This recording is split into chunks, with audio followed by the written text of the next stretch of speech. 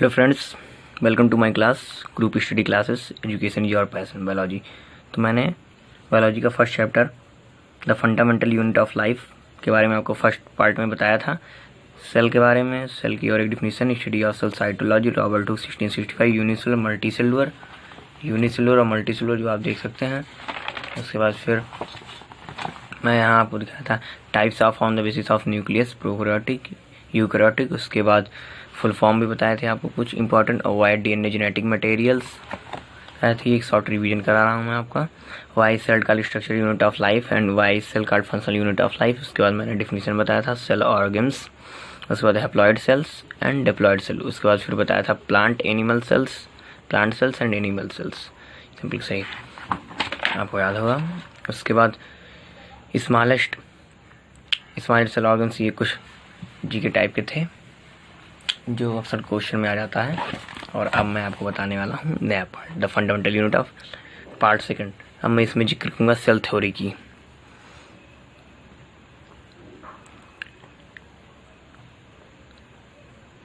Cell theory की अगर बात आती है तो दो साइंटिस्ट हैं, सेल्डिन एंड स्वैन, दोनों अलग अलग साइंटिस्ट हैं जो सेल को डिस्कवर किए थे इन 1838। तो अगर आ जाए तो आप ऐसे लिखेंगे, this theory was proposed by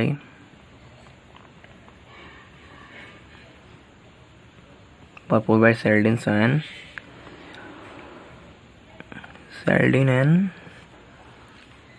and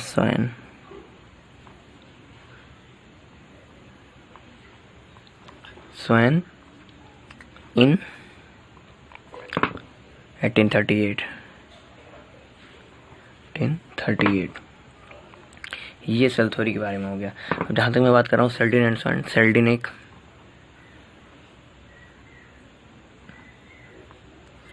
German scientist था।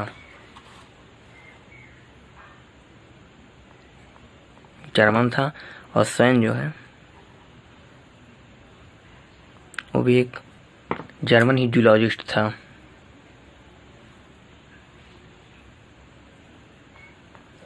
German zoologist.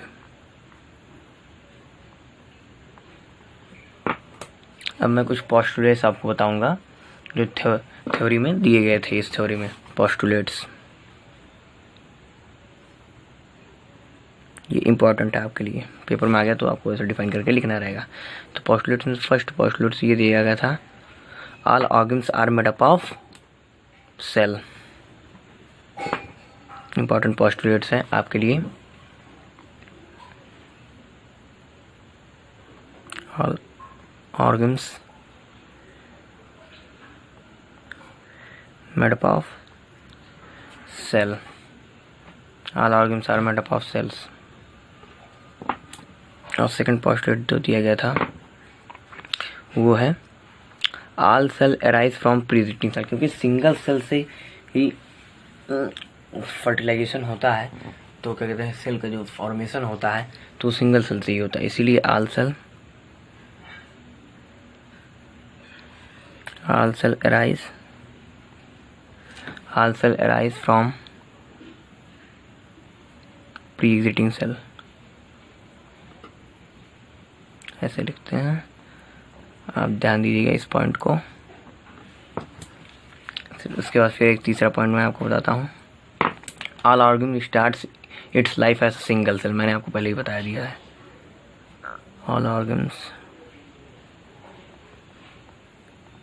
all organs starts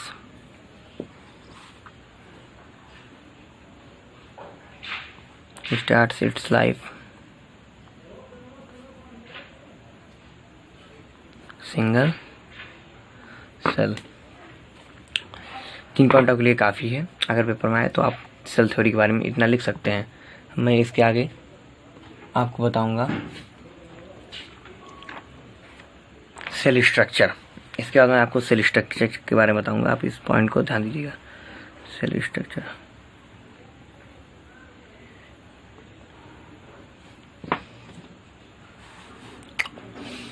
तो सेल स्ट्रक्चर के बारे में जहाँ तक आप ये देखिए, इसमें थ्री मेजर फंक्शन होते हैं सेल स्ट्रक्चर में।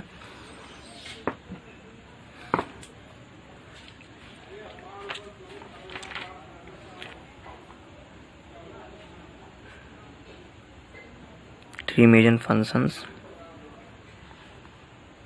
होते हैं। फर्स्ट फंक्शन की बात मैं कर लेता हूँ, वो है plasma membrane and cell wall.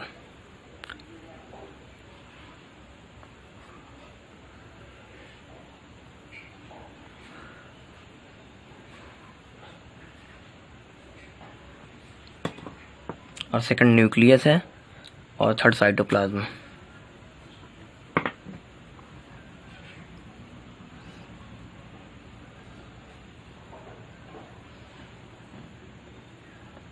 अब मैं आपको एक एक करके डिफाइन कर दूंगा। प्लाज्मा मेम्ब्रेन देखिए, फर्स्ट पॉइंट है, ज़्यादा पेपर में इसके बारे में कुछ आता नहीं है। सबसे मेन डिफिनीशन ये है कि the plasma membrane is outer covering of the cell. The plasma membrane the outer covering of the cell, यही मेन टॉपिक है। उसके बाद मैं आपको न्यूक्लियस के बारे में बताऊंगा, फिर उसके बाद और सबके साइटोप्लाज्म के बारे में बताऊंगा। तो the outermost covering, the outer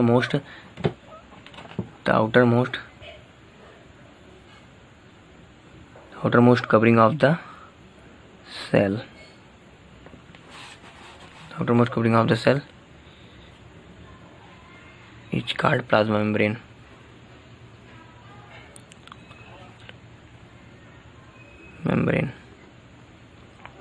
और प्लाज्मा मेम्ब्रेन को कहते हैं the plasma membrane permit the entry and exit सब material in and out of the cell wall membrane.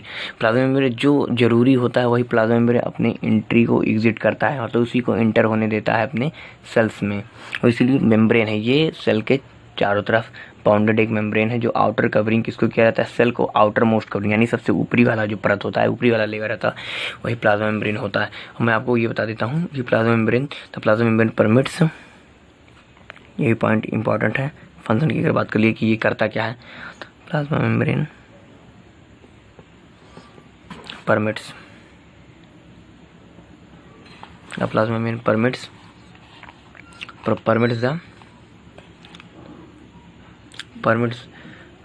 The entry and exit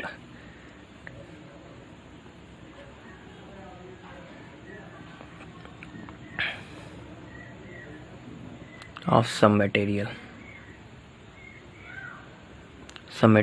in and out of the cell।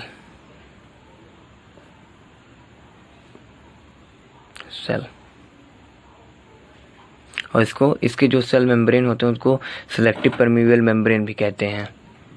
तो आप ये भी लिख सकते हैं the cell membrane therefore called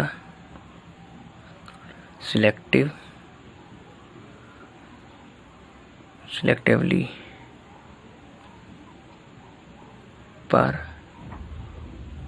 permeable membrane।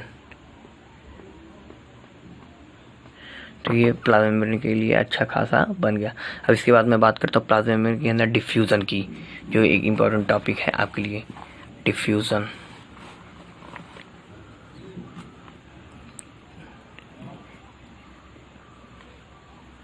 बहुत आसान सा डिफिनीशन है।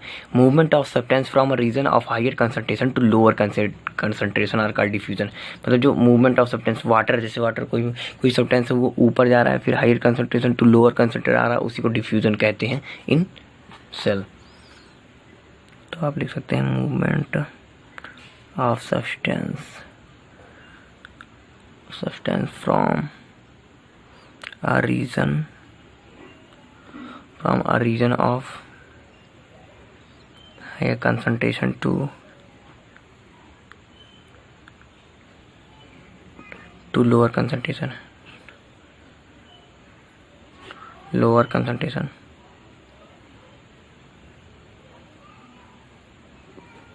are called diffusion। जो एक पॉइंट हो गया है डिफ्यूजन। अब इसके बाद हम बात करते हैं ऑस्मोसिस का।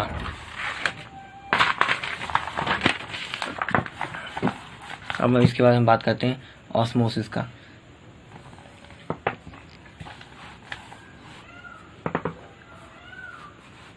ऑस्मोसिस को ध्यान दीजिए, ये भी कभी कभी पेपर में आ जाता है।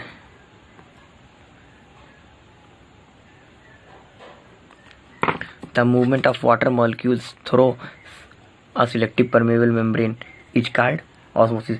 जो ऑस्मोसिस होता है वो जब मूवमेंट ऑफ वाटर का जो मूवमेंट होता है, मॉलिक्यूल्स, वाटर मॉलिक्यूल्स का मूवमेंट जो होता है उसको सिलेक्टिव परमेबल मेम्ब्रेन के द्वारा होता है ऑस्मोसिस का। इसका लिख लेंगे, the movement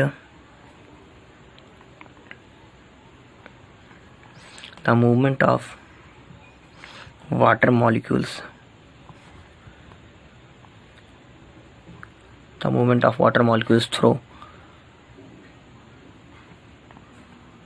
through such as a selective permeable membrane selectively permeable what is selective permeable membrane, तो या ये ऑस्मोसिस लिख सकते हैं, हिचकार्ड ऑस्मोसिस अगर आ जाए तो।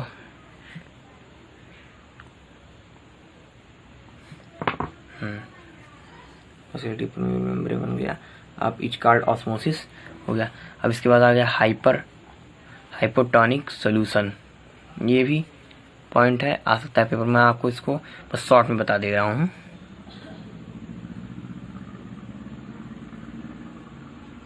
Hypotonic solution.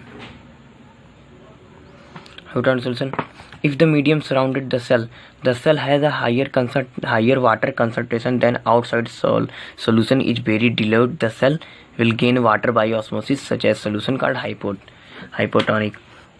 मैं दोबारा डिफिनेशन को बता दे रहा हूँ आपको। हाइपोटोनिक सोल्यूशन क्या होता है? हाइपोटोनिक सोल्यूशन जैसे कि surrounding the cell has higher water concentration than the cell, these cell will gain, मैं दोबारा दूसरी definition, will gain water by osmosis, cell becomes swell, its solution is known as hypotonic. जब surrounding of the cell has higher, जब cell के surrounding higher water concentration हो जाता है, उसके बाद these cell was will again, और वो वाटर को एब्जॉर्ब करते हैं, उसके बाद water by osmosis cell become swell, उसके बाद सेल स्वेल हो जाता है, उसी को हाइपोटोनिक सोल्यूशन कहते हैं। इसका एक और पार्ट आइसोटोनिक सोल्यूशन, मैं उसको भी शॉर्ट में ही बता रहा हूँ आपको।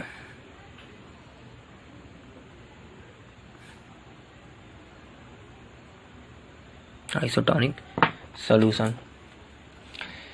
If the medium surrounding the cell is of exactly the same as the cell, जो medium surrounding exactly cell के exact होता है वही same होता है as the cell के भी, और इसको भी लिख सकते हैं there will be no net movement of water so maintain the size the soul is known as isotonic. इसकी around and surround कोई भी movement वाटर का नहीं होता है।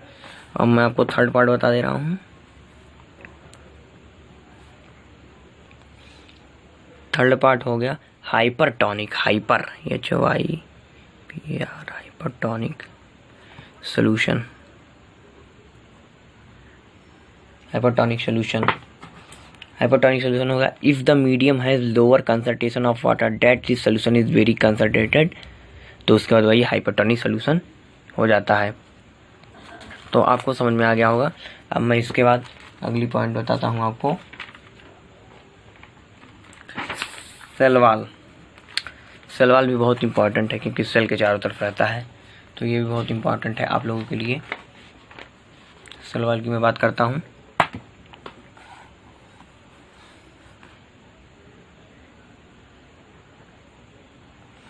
Cell wall, the cell wall is a rigid tough not living ग्रिडली permeable mesh which lie outside the plasma membrane. और cell wall होता है it's secreted by the cell itself from protection of its plasma membrane. ये plasma membrane को secrete कहता है। ये cell को चारों तरफ से वाल यानी कि वाल की तरह कैच पकड़ा रहता है। The outer covering of cell, सबसे मेन डिफिनेशन इसकी यही है, the outer covering of the cell is called cell wall. The outer covering of cell is called cell वाल।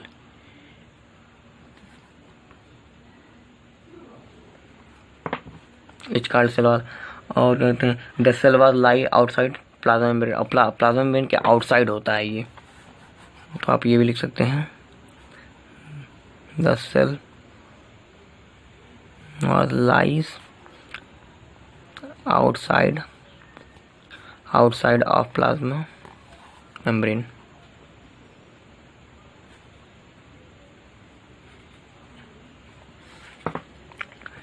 प्लाज्मा मेम्ब्रेन, बस इतना काफ़ी है मेरे ख्याल से। और इसका फंक्शन भी मैं आपको बताता हूँ, सेल वॉल का फंक्शन क्या है। हाँ, इम्पॉर्टेंट है। 2 फंक्शन तो ज़रूर ही पूछे जाते हैं किसी न किसी के, ध्यान में दीजिएगा। It's permit the plant cell become rigid, ये प्लांट सेल को परमिट करता है बिकम रिगिड होने के। It's permits the plant cell to become rigid, RIGID। और दूसरी पॉइंट है it's provide mechanical strength to support the cell, ये सेल को मैकेनिकल स्ट्रेंथ सपोर्ट करता है। It provide mechanical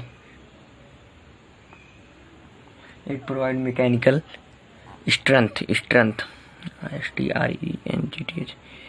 strength to support the cell, to support the. 2 point आपके लिए काफ़ी है इसके लिए, सेल वॉल के लिए। अब मैं आगे बात करता हूँ न्यूक्लियस की, क्योंकि हमारा दूसरा पॉइंट था, देखिए आप, हमारा दूसरा पॉइंट था nucleus.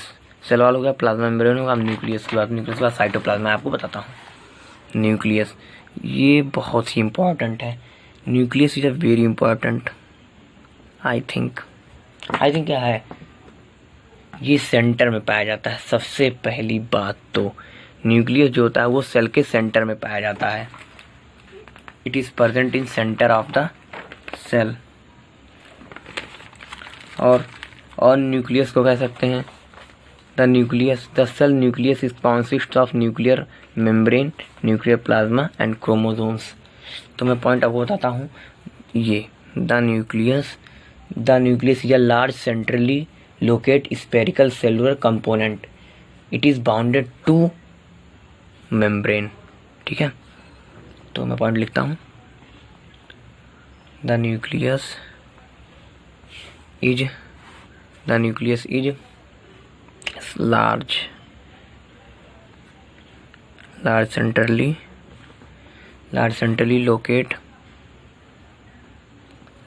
locate spherical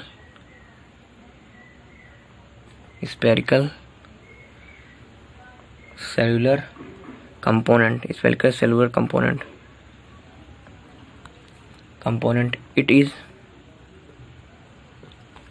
It is bounded by two membrane.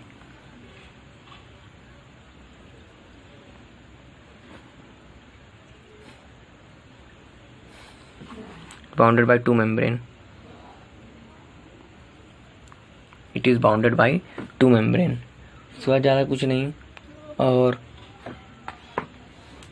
इसमें ज़्यादा कुछ है नहीं। इसके बाद मैं आप लोग को बता देता हूँ कि द न्यूक्लियोलस, ये न्यूक्लियस में ही इम्बेडेड होता है।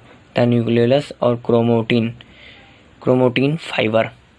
देखो, द न्यूक्लियोलस जो होता है, न्यूक्लियोलस जो होता है वो also called karyoplasma. The matrix present inside nucleus called nucleoplasma होता है। और जो क्रोमैटिन फाइबर होता है, तो मैं आपको बताता हूँ, chromatin material is a thin thread like structure present in nucleus made by DNA and protein. जो DNA के द्वारा बनाया गया होता है उसी को ही कहते हैं। अब मेरा अगला पॉइंट है आप लोग के लिए साइटोप्लाज्म। थर्ड पॉइंट मैं आपको बताता हूँ साइटोप्लाज्म।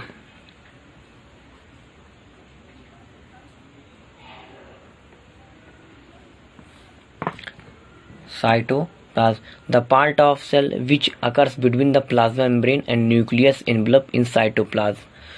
जो प्लाज्मा मेम्ब्रेन के और न्यूक्लियस के बीच में एनवलप होता है उसी को साइटोप्लाज्म लिक्विड सब्सटेंस कहते हैं, known as cytosols which contains variety cell organs. तो आई थिंक आप लोग को समझ में आ गया होगा कि साइटोप्लाज्म इसे कहते हैं। मैं इसको लिख के आपको समझा देता हूँ। तो ठीक है, देखिए the part of cell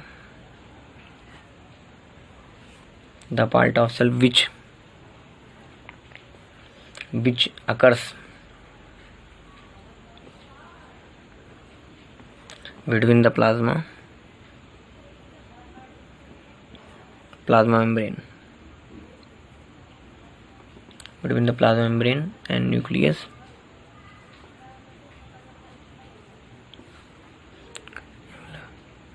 video को जरूर लाइक करें, please subscribe my YouTube channel.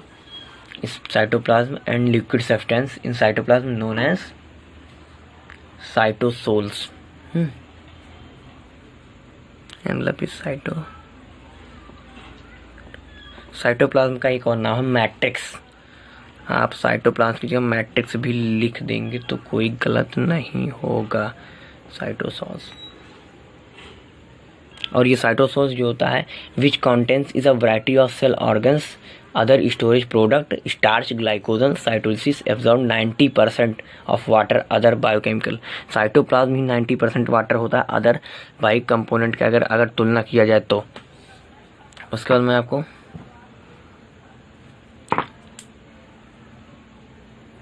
Ribosomes के बारे में बताता हूँ। अब ये तीनों पार्ट खत्म हो गए हैं जो कि थे सेल स्ट्रक्चर के।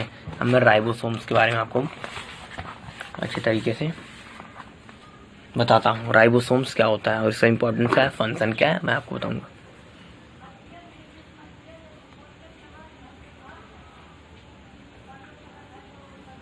Ribosomes these are dense spherical and conical particles which occurs in freely in cytoplasm और रिमेन अटैच होते हैं एंडोप्लाज्मिक रेटिकुलम RER जिसका शॉर्ट फॉर्म होता है। तो मैं आपको डिफिनीशन लिख दूंगा, उसके बाद आप देख लीजिएगा।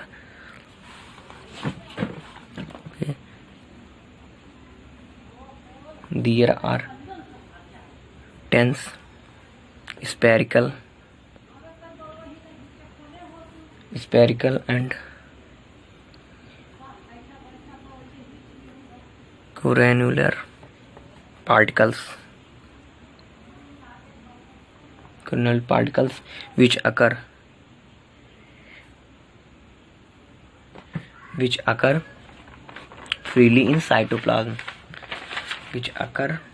freely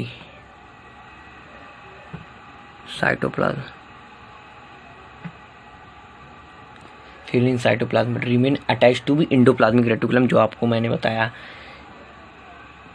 remain attached to be endoplasmic reticulum RETICULUM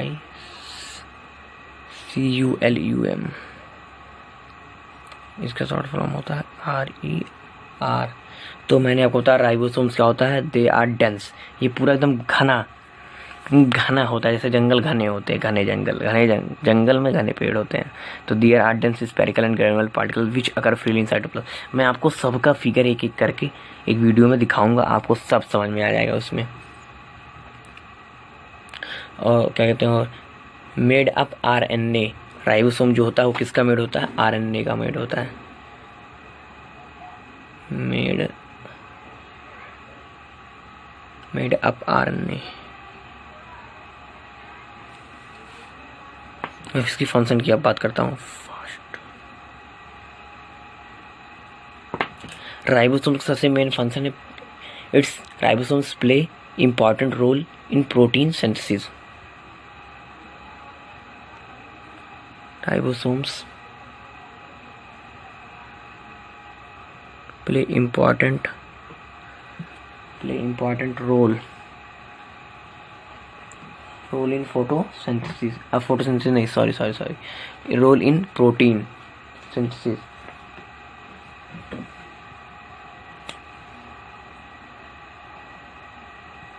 protein synthesis, synthesis की आप स्पेलिंग ध्यान दीजिए, SYNTHESI। जो सिंथेसिस हो गया। अब मैं एक फंक्शन और आपको बताऊंगा जो कि वो भी इम्पोर्टेंट ही है आपके लिए, लेकिन हाँ ये फंक्शन सबसे ज़्यादा इम्पोर्टेंट है जो मैं आपको बताया हूँ।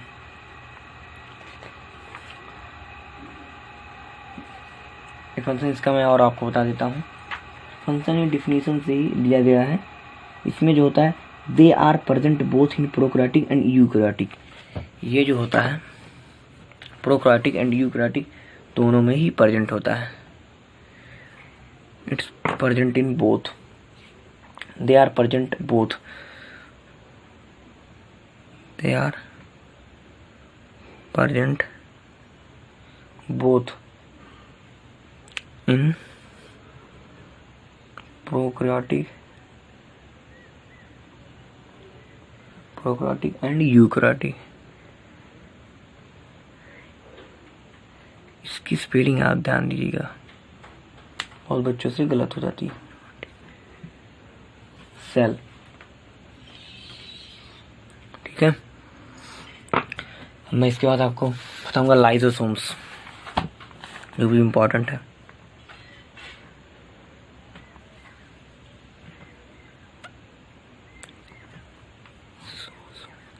लाइसोसोम्स,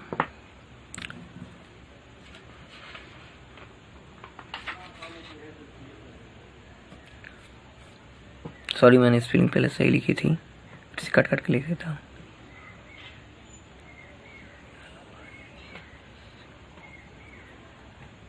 यही स्पेलिंग होगी लाइसोसोम्स की। तो मैं लाइसोसोम्स की बात करता हूँ। लाइसोसोम्स उसको कहते हैं these are single tiny spherical sac like structure found in cytoplasm.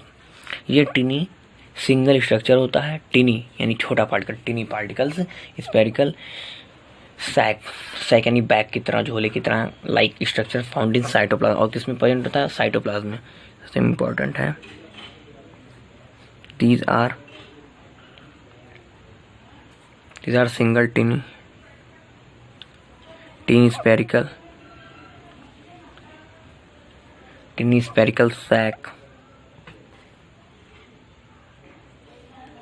sac like structure found in cytoplasm, जो आपको मैंने बताया साइटोप्लाज्म। और ये एक ही सिंगल मेम्ब्रेन से बाउंडेड होता है। इसके क्या होता है? Single membrane bounded and contains powerful enzymes. इसके पास पावरफुल एंजाइम्स होता है। एंड आप ये भी लिख सकते हैं and bounded by a single membrane.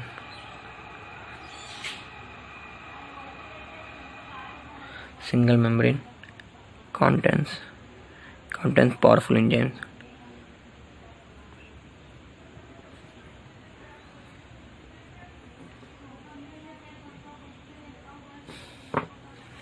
और इसकी फंक्शन की बात मैं कर लेता हूँ। आई थिंक आपको सब कुछ समझ में आ रहा होगा। मैं एक एक करके सब topic. They serve as a intracellular digestive system. इसको डाइजेस्टिव बैग कहते हैं। अगर पूछेगा कि name the organs which is known as digestive bag, तो आप लाइसोसोम्स का नाम लेंगे। तो इसमें आपको मैं पॉइंट वाइज बना देता हूँ। दे सर्व यानी कहा intracellular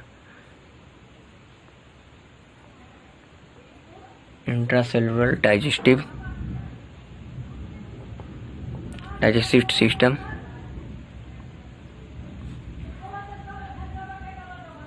hence known as digestive bag। एक इम्पॉर्टेंट फंक्शन है लाइसोसोम्स का। सबसे मेन इम्पॉर्टेंट फंक्शन यही है लाइसोसोम्स का। अब मैं बात करता हूँ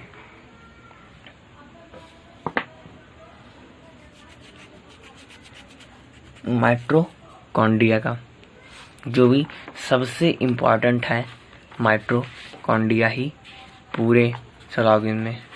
और माइटोकॉन्ड्रिया को आप क्लास 8 में भी पढ़े होंगे। It is a power house of the cell, power house. Mitochondria को डिटेल में आपको बताऊंगा।